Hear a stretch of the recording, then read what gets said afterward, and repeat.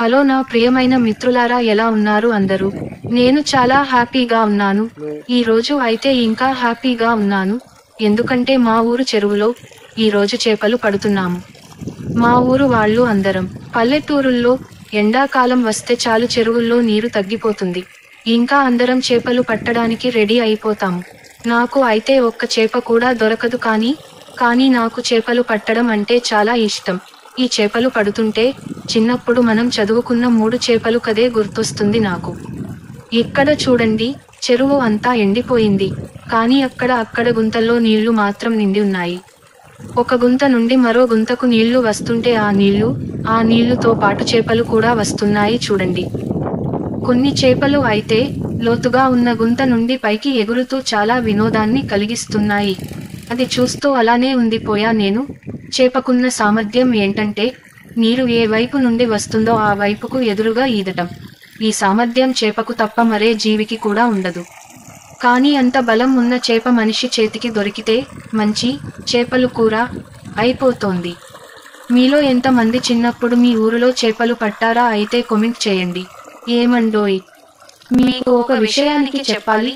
ఈ చిన్న చెరువుల్లో ఉండే చేపల్లో ఒక ప్రమాదకరమైన చేప ఉంది. దాని పేరే ఎంజినం. దానికి మూతికి ముందు 2 కొమ్ములు లాంటి ముళ్ళు ఉంటాయి. పొరపాటున ఆ చేప మన చేతికి దొరికితే ఆ ముళ్ళు గుచ్చేస్తాయి. ఆ నొప్పి మాత్రం విపరీతంగా ఉంటుంది.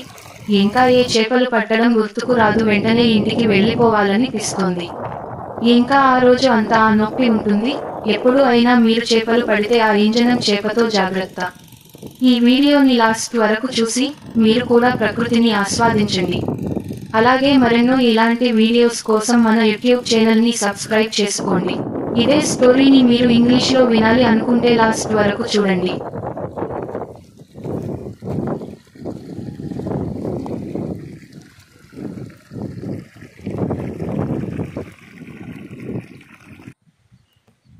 Hello my dear friends, how are you all? I am very happy, but today I am even more happy, because in our village pond, we are fishing today, all the people of our village. In the villages, the water in the ponds decreases during the dry season and we all get ready for fishing. I can't catch a single fish, but I love to fish. When I catch these fish, I remember the 3 fishes we studied as a child. Look here, the pond is all dried up, but here and there the holes are full of water. If water is coming from one hole to another hole, see that water and fishes are also coming with that water. Some fish, however, are very amusing by flying up from a deep hole, and it is so interesting to watch, that the ability of the fish is to swim against the direction from which the water comes, and this ability is possessed by no other creature than a fish. But if a fish with such strength is found in the hand of a man, the good fish curry is gone. Comment how many of you fished in your village as a child. Amandoy, I have to tell you one thing, there is a dangerous fish among these small fishes in the ponds. Its name is engine. It has 2 horns like thorns before its mouth. If we accidentally get hold of that fish, those thorns will sting, but the pain is extreme. Can't remember any fishing and want to go home. But the pain will be there for the rest of the day. If you ever fish, be careful with that engine fish. Watch this video till the end and you too can enjoy nature. Also subscribe to our YouTube channel for more videos like this.